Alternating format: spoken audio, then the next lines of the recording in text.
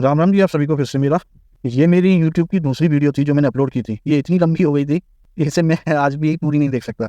मगर हाँ, इसमें जो मैंने बातें की हैं खड़ी करके कार को, वो बातें मैं सुन सकता हूँ और मैं बिल्कुल उन्हीं बातों से हल्का हुआ। सही मायने में देखा जाए तो जो मेरे अंदर से निकली ना, उन बातों का ही मेरे अंदर से निकलना बहुत ज़रूरी था। वो आखिरकार निकल गई, फिर बहुत अच्छा लगने लग गया धीरे धीरे। तो निकलना था मुझे गाँव के लिए, क्योंकि चाचा जी के लड़के की शादी के लिए कुछ लोग आए हुए थे, वो देखने के लिए उसको।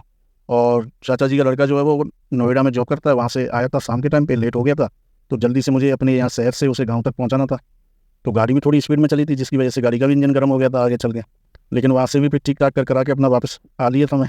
बाकी की वीडियो मैं कट कर दूंगा ताकि ज़्यादा लंबी ना हो जाए। मेन मेन बातें जो मैंने इसमें बोली हैं वो आप सुनना, जिसकी वजह से मुझे आगे वीडियो बनाने में और आनंद आने लग गया था। बाकी डिस्क्रिप्शन में इसका डाल दूंगा, अगर आप पूरी देखना चाहो तो पूरी भी देख सकते हो। ये लगभग 50 मिनट से ऊपर की वीडियो है।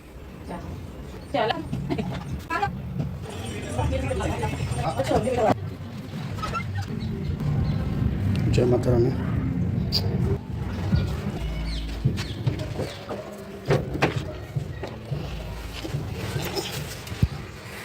और आज अपना गांव भी दिखाऊंगा आपको। तो ना कल नहीं बताइए थी, हाँ कल नहीं बताई कि आना। हाँ ना लेट थी ना मैं कल ऑफिस संडे कल ट्रेनिंग चली ना, चाइनीज आए हुए हैं वहाँ पे, तो ट्रेनिंग चली है।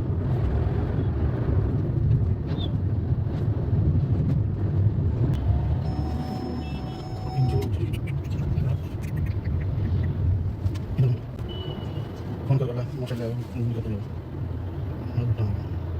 ट्रेजिडी ये हो गई, गाड़ी हो गई थी ओवर हीट। अचानक उसका अलार्म बजने लग गया था ओवर हीट का। थोड़ा हमने बता भी रहे थे पहले, थोड़ी आप तेज़ चला ली। उसमें फ़िलहाल हमने पानी डाल दिया है, 1.5 लीटर के करीब पानी आ गया है। टंकी पूरी खाली थी, अभी भी खाली है थोड़ी सी। तो अब कहानी ऐसी है, गांव से जैसे कि मैं बता रहा था 5-6 किलोमीटर के करीब रह गया है यहाँ से। तो अब मैंने तो फिर रास्ते में यहीं पे रोक करके गांव से एक भैया हैं उनको बुला लिया, उनके साथ वो चला गया है, छोटा भाई चाचा जी का जो लड़का है। इसलिए क्योंकि वो जो भी बाबा सही है, उनको बस उन्हें मालूम होना चाहिए कि कौन सही है, वो सही के साथ है। ये मैं 1000% बोल सकता हूँ। चाहे वो जैसे उनका एक वो बना दिया है ना कि वो एंटी मुस्लिम्स हैं, एंटी फलाना है, वो ये है वो है, भाई मेरे हिसाब से ना बिल्कुल गलत है, सरासर गलत है। वो बिल्कुल सत्य के साथ चलने वाले इंसान है, बिल्कुल सत्य के साथ। जो सही है उसके लिए वो बिल्कुल सही है, और गलत के लिए गलत होना भैया जरूरी है, बहुत जरूरी है। और मैं जहाँ तक समझ रहा हूँ भाई, यूपी के लोग मेरी इन बातों से बहुत हद तक सपोर्ट करेंगे कि हाँ यूपी बहुत चेंज हो गया, बहुत नहीं बहुत ज़्यादा चेंज हो गया। पहले हर जगह ना किसी भी गली से कहीं से भी कोई निकल के पता नहीं कौन किसका क्या निकल के आ जाएगा। कहीं किसी के थाने में किसी की सेटिंग है, किसी की कोई डीएम से सेटिंग है, किसी की फलाने से सेटिंग है, कोई मंत्री उसके मामा का चाचा है, कोई चाचा का मामा है। ये गपसोली बहुत ज़्यादा थी भाई, और अब वो चीज़ नहीं है भाई। अब वो चीज़ बिल्कुल भी नहीं है। आप डायरेक्ट मंत्री तक से भी आप ना सीधे फेस टू फेस टॉक कर सकते हो, गलत और सही पे। अगर आप सही हो तो फिर वो मंत्री को भी नीचे पीछे हटना पड़ेगा आपसे। बड़े इंसान हूँ मैं, सही बता रहा हूँ। 10th में भी 4 बार फेल हुआ हूँ, 10th में 4 बार फेल हुआ हूँ, सच बता रहा हूँ। इतना ज़्यादा अनपढ़ इंसान हूँ, लेकिन फिर भी अब उस टाइम में ना काफ़ी टाइम हो गया। तो 10th भी फिर हमने उस जमाने में तब उसे कोचिंग इंस्टीट्यूट से की थी, जिसपे लिखा हुआ था बकायदा फीस पास होने के बाद। मैंने यहाँ तो वापसी की कोई टेंशन ही नहीं है, जब पास हो जाएंगे तो फीस देंगे, नहीं होंगे तो नहीं देंगे। ऐसी कोचिंग में हमने जब अपना एडमिशन कराया तब जाकर के पास हुए थे। भाई साहब आप लगा लो इससे। और यही काम हमने फिर 12th में भी किया। तो 12th तो बस टाइम में ही पास कर दी थी हमने लेकिन ये भाई साहब जो है, जो कोचिंग वाले, हमें 4 साल बाद मिले, इसका बड़ा अफसोस है हमें, वरना ये टैग नहीं लगता कि 4 बार फेल हो गए हम 10th में। एक तो घर वालों से छुपाना भी होता है, किसी को पता चले कि ये क्या करने लग रहा हूँ, वीडियो बना रहा हूँ, क्यों बना रहा हूँ।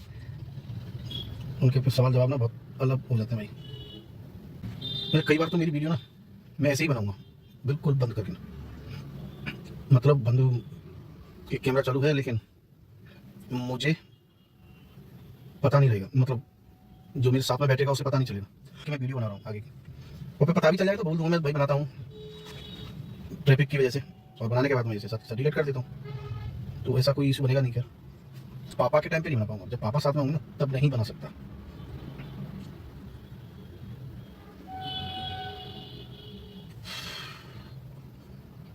मैं बहुत कोशिश की है, बहुत कोशिश की है कि पापा से बात किया करूँ, तो ऐसा मान रहा है मैं अभी तो आपसे तो ऐसे बात करूँगी, आपको सब कुछ पता हो। शुरुआत से ना मैं पापा से ना के बराबर ही बात की है। मैंने कभी सामने से बात ही नहीं की है। हमेशा उन्होंने जितना पूछा है, जितना बोला है, उतना ही मैंने मेरी तरफ से जवाब गया है। अलग से मैंने कभी कोई सवाल जवाब नहीं किया उनसे। बचपन से उनके सामने झिझक बहुत ज्यादा लेवल की रही है, बहुत हद से ज्यादा यार, इतनी नहीं होनी चाहिए, बहुत गलत है ये। इसकी वजह से आप ना भाई बहुत यार बहुत तगड़ी गलती होती है यार, ये बहुत तगड़ी वाली ये पापा ने की है यार। मुझे खोला नहीं उन्होंने अपने साथ में कभी, उन्होंने मुझे अपने साथ खोला नहीं कभी।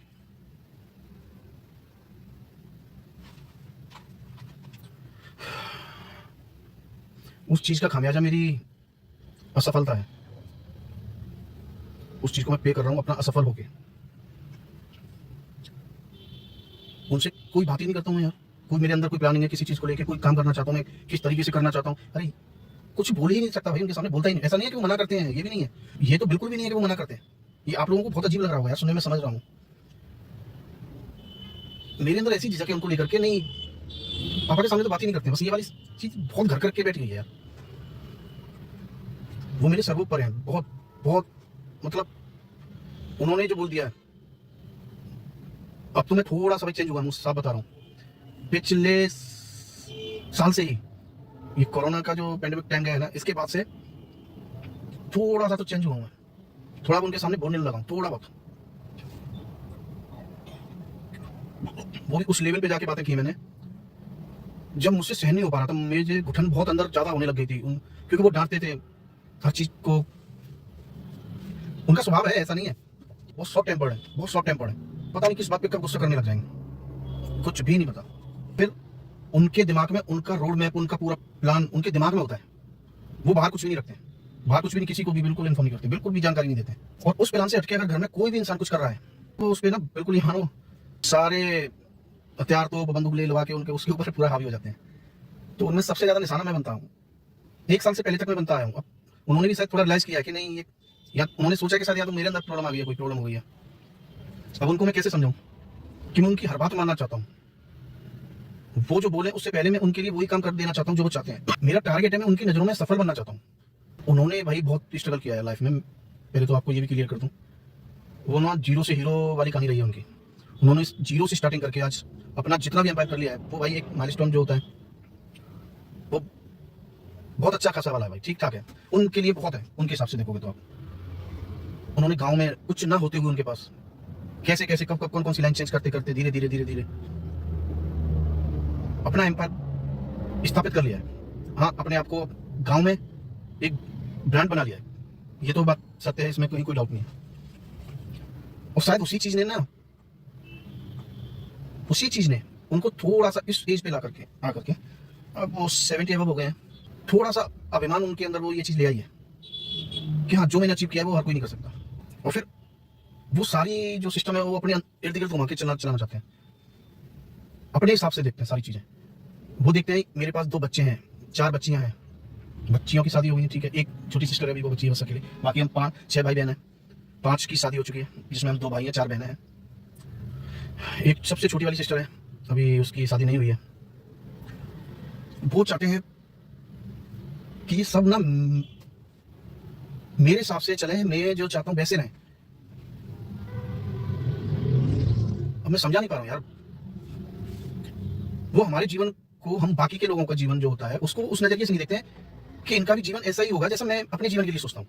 प्रॉब्लम ये है, पता नहीं क्या समझा पा रहा हूँ क्या नहीं। आई होप किसी दिन समझा पाऊंगा, यही बहुत बड़ी बात हो जाएगी मेरे लिए उनको,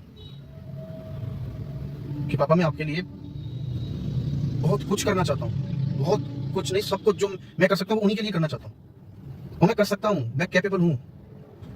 उन्हें विश्वास नहीं है, साफ बोलते हैं नहीं तुमसे कुछ नहीं हो पाएगा।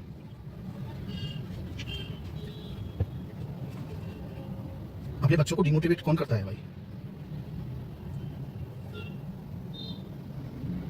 और इससे पहले कि भाई कई लोगों के दिमाग में ये बात बने कि शायद हम बहुत वाहियात होंगे, या बहुत खर्चा इधर उधर का कर दिया होगा, या बहुत कुछ गंवा दिया होगा, तो भैया इसमें मैं आपको ये बताऊं साफ साफ, मैंने अब तक जो काम किए हैं उनमें से मात्र एक काम था जो सबसे लास्ट वाला है, उसमें मुझे थोड़ा नुकसान हुआ है, थोड़ा नहीं, लगभग 10 से 15 लाख रुपए के बीच में नुकसान हुआ है।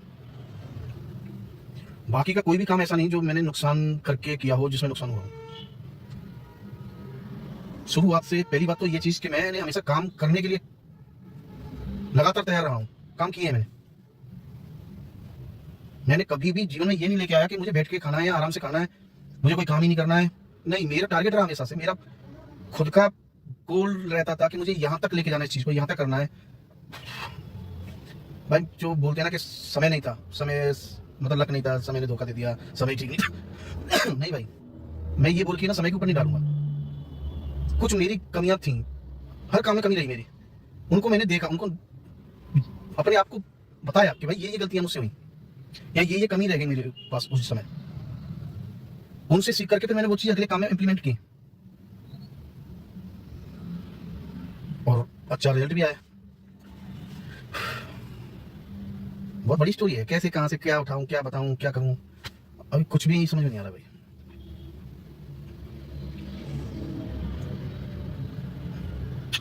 नहीं समझ में आ रहा यार, नहीं समझ में आ रहा है।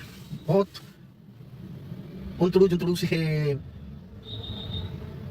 चलते रहे यार जीवन में मेरे, बचपन से ही। इसके लिए तो भैया मुझे शुरुआत से ही शुरुआत करनी पड़ेगी, तब आपको मेरा कैरेक्टर समझ में आएगा शायद। मैं चाहता हूँ ये ना, मैं एक स्टोरी जो लोग लिखते हैं अपना जीवन डायरी में उतारते हैं, तो वो काम तो मुझसे नहीं हो पाएगा यार। लेकिन हाँ ये है कि मैं अकेले में बैठ के एक वीडियो तो कम से कम ऐसी बना ही सकता हूँ जिससे मैं अपना पूरा जीवन जो है लिख सकता हूँ उसमें।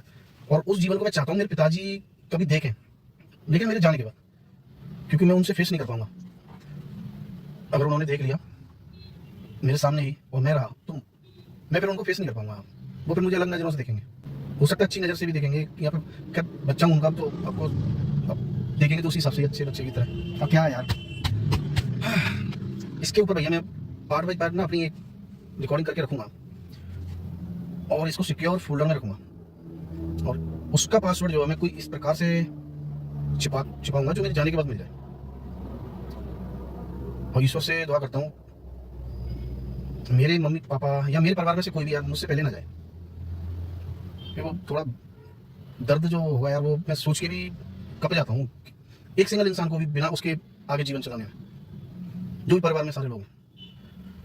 मगर ये सत्य है कि भैया जो आया है उसको जाना है, सबको जाना है, लेकिन मेरी सारी जिम्मेदारियां पूरी हो जाएं और मैं जल्दी फ्री हो जाऊं और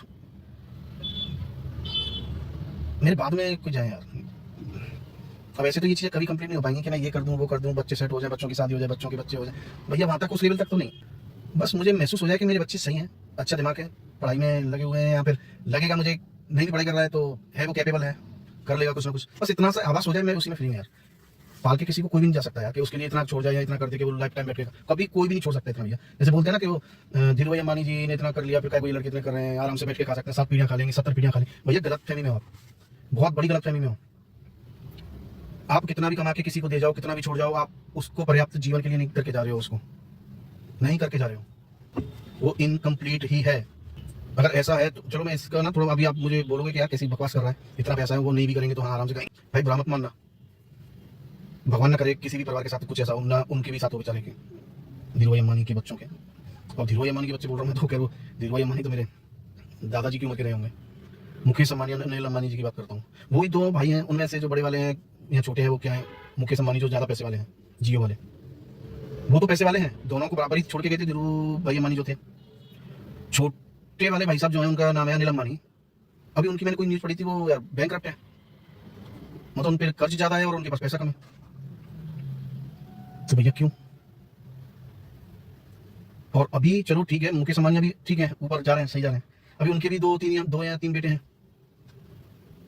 अब क्या मालूम उनमें से भी 2 में से भाई आज उनके पास तो पर्याप्त है ना, 70-700 पीढ़ी वाली जो बातें जो हैं उन पे अप्लाई कर रही है कम से कम। चलो अनिल अंबानी पे नहीं कर रही होंगी, पता नहीं क्यों नहीं, लेकिन करनी तो उन पे भी चाहिए। मुकेश अंबानी जी के दोनों बेटों में से एक बेटा जरूरी नहीं है कि भाई वो भी अनिल अंबानी जैसे बन जाए, वो भी एक टाइम पे जाके बैंकक्रप्टेड और अंडर लोन हो, पूरे चांस है ना भाई। जो उनके चाचा जी के साथ ऐसा हो चुका है तो उनके साथ क्यों नहीं हो सकता है? क्या पता दोनों के साथ हो जाए, और हो क्यों जाए, क्योंकि जब वो जिस माहौल में रह रहे हैं ना भैया, और जिस एटमॉस्फेयर को वो अपने इर्द गिर्द रख रहे हैं और देख रहे हैं, उनके हिसाब से वो पैसा उतने ही चलने वाला है जितना हमारे पास में रखा हुआ हमारे सेविंग चलती है। हर चीज को आपको देखोगे बहुत डीपली जाकर के तो ये समझ में आ जाएगा। फिर ठीक है ये भी ना हो, चलो कोई बात नहीं, ठीक है पैसा वो बचा के रखे, चुपचाप एक नॉर्मल से घर में रहें और रोज खर्च करते रहें, आराम से बने रहेंगे। सपोज करो कोई प्राकृतिक आपदा आ जाए भाई, आती रहती है, कोई स्ट्रेंज थिंग थोड़ी ना ये यार, नॉर्मल आती रहती है। उसमें उनकी जो सेविंग्स हैं, बैंक है दिवालियां हो जाती हैं, बैंक दिवालियां हो जाती है, जहाँ पे भी पैसा है या जिस घर में पैसा है वो घर भी वो प्राकृतिक आपदा के अंदर में आ जाए तो प्रॉब्लम तो उसमें भी हो सकती है कि नहीं। या जिस ब्रांड में उन्होंने पैसा लगा रखा है, जिस कंपनी में शेयर ले रखे हैं, वो कंपनी डूब जाए, सीधी दिवालिया हो जाए, भाई पैसा सुरक्षित क्या कैसे कर लोगे, किस रूप में कर लोगे। पाकिस्तान का हालत ऐसा हो रहा है क्योंकि भैया हम लाइफ की बात कर रहे हैं, देश की और उसकी बात नहीं कर रहे हैं कि किसी के लिए आप कितना छोड़ के जा सकते हो कि वो अपना जीवन जीने के बाद में नहीं जी सकता यार। इस चक्कर में मत पड़ो कि आप अपने बेटियों के लिए, अपने बच्चों के लिए इतना कर जाओ। हाँ ठीक है, उसके लिए मैं संतुष्ट हूँ पिताजी की तरफ से ही, क्योंकि पिताजी ने इतना तो कर रखा, मैंने भैया कुछ नहीं किया अभी तक, सही बता रहा हूँ यार। और इसी चीज का ना मलाल मुझे खाता है भाई, घुन बन के बैठा हुआ है भाई, वो घुन लग रहा है मुझे। असली समस्या मेरे साथ यही है कि मैंने अभी तक कुछ नहीं किया है, जो कि मेरे लिए बहुत बड़ी अंदर मेरे दिमाग को न चलने देने वाली चीज है ये, और मैं कुछ नहीं कर पा रहा हूँ, करने नहीं दे रहे हैं मेरे हिसाब से, जो मुझे लग रहा है। क्योंकि मैं जब ये स्टोरी अपनी पूरी बताऊंगा तब आप जो भी वीडियो देख रहे हैं आप समझ जाएंगे कि हाँ मैं क्यों नहीं कर पा रहा हूँ कुछ भी। मेंटल स्थिति मेरी क्या हो गई हो इस समय, कैसा था मैं, कैसे से क्या बनता जा रहा हूँ और किधर जा रहा हूँ। बस भैया जो अंदर आ रहा है वो बोले चले जा रहा हूँ इनको ना। ये बात सही है, ठीक है, मैं ना इस तरीके से पूरी बताऊंगा तो यार ये तो 2 दिन तक बोलता रहूंगा मैं कंटिन्यूसली, तब कहानी खत्म होगी मेरी। इसको शॉर्ट में बहुत अच्छी तरीके से थोड़ा पार्ट में मैं बढ़ाऊंगा भाई, इसको मैं पूरी जीवनी अपनी बोलूंगा यार, बना के रिकॉर्ड करके रखूंगा।